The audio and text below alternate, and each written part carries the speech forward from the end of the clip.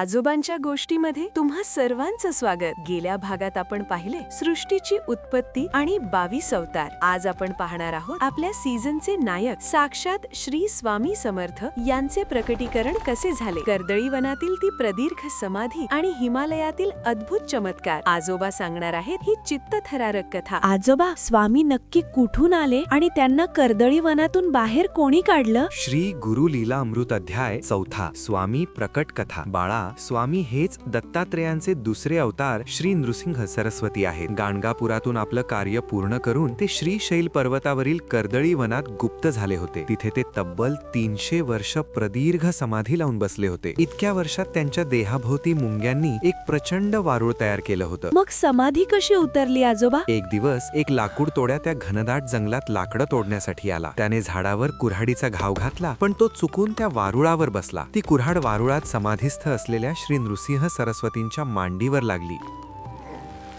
त्या जखमेतून रक्त आलं नाही, पण स्वामींची समाधी उतरली आणि ते वारुळा बाहेर आले। तो लाकूड तोड्या प्रचंड घाबरला, पण करुणासागर स्वामींनी त्याला क्षमा केली आणि त्याचा उद्धार केला। हेच ते आपले श्री स्वामी समर्थ। बाळा, प्रकटीकरणानंतर स्वामी हिमालयात संचार करू लागले। तिथे एक चीनी स्त्री पुरुष औषधी वनस्पती शोधत असताना त्यांना स्वामी दिसले। स्वामींना पाहून ते दोघे त्यांची थट्टा करू लागले। ते म्हणाले, हे काय सोंग आहे? हे कोणी भूत किंवा सैतान दिसतोय। ते दोघे स्वामींची निंदा करून पोट धरून हसू लागले। पण साक्षात यतीश्वरांचा अपमान केल्यावर शिक्षा तर मिळणारच ना। अचानक काय चमत्कार झाला बघा। तो पुरुष स्त्री झाला आणि ती स्त्री पुरुष झाली। जेव्हा त्यांना आपली चूक उमजली तेव्हा ते स्वामींना शरण आले आणि त्यांनी माफी मागितली। स्वामींनी दया दाखवून त्यांना पुन्हा पूर्ववत केले। आणि आजोबा, त्या हरणाची पण काहीतरी गोष्ट आहे ना? हो बाळा, एकदा हिमालयात काही शिकारी एका लहान हरिण बालकाचा पाठलाग करत होते। ते पाडस घाबरून धावत स्वामींच्या आश्रयाला आले। स्वामींनी त्याला कुरवाळले आणि अभय दिले। शिकारी तिथे आले आणि त्यांनी स्वामींच्या दिशेने बंदुका झाडल्या, बाण मारले, पण काय आश्चर्य, स्वामींच्या शरीराला एकही धक्का लागला नाही। स्वामींनी त्यांच्याकडे पाहून जमिनीवरचे 2 खडे फेकले आणि ते चारी शिकारी तिथेच पुतळ्यासारखे तटस्थ झाले। त्यांचे हात आणि बंदुका हलवेनात। नंतर जेव्हा त्यांनी स्वामींची माफी मागितली तेव्हा स्वामींनी त्यांना मुक्त केले आणि अहिंसेचा उपदेश दिला। बाळा, या कथेचा सर्वात गोड भाग म्हणजे ते हरिण आणि त्याची आई वडील हे गेल्या जन्मात स्वामींचे भक्त होते। गाणगापुरात ते ब्राह्मण दाम्पत्य होते, पण एका सत्पुरुषाचा छळ केल्यामुळे त्यांना मृगयोनी प्राप्त झाली होती। स्वामींनी त्यांना पुन्हा वाचा दिली आणि सांगितलं की पुढच्या जन्मी तुम्ही पुन्हा ब्राह्मण कुळात जन्म घ्याल आणि मोक्ष मिळवाल। वा आजोबा, स्वामी किती दयाळू आहे। त्यांनी प्राण्यांचा आणि निंदा करणाऱ्यांचाही उद्धार केला। हो बाळा, स्वामी म्हणजे करुणेचा सागर आहे। जो त्यांना अनन्य भावे शरण जातो त्याचा ते नक्कीच उद्धार करतात। कर्दळी वनातून स्वामींचे बाहेर येणे आणि हिमालयातील या अद्भुत लीला स्वामी चरित्राचा हा नवा अध्याय आपल्याला खूप काही शिकवून जातो। उद्या भेटूया सीझन 15 च्या पुढील भागात। पाहत रहा आजोबांच्या गोष्टी, श्री स्वामी समर्थ।